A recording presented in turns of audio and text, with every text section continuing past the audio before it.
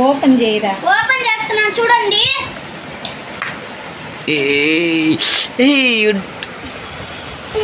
ఎంత బాగుందో చూసారా?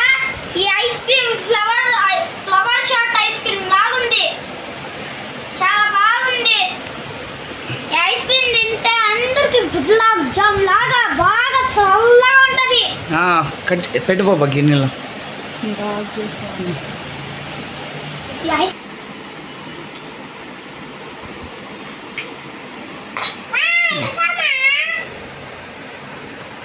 తిను పూజమ్మ.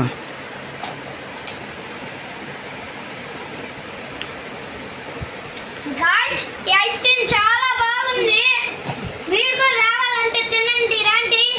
పూజమ్మ నువ్వు తినరా. ఇంత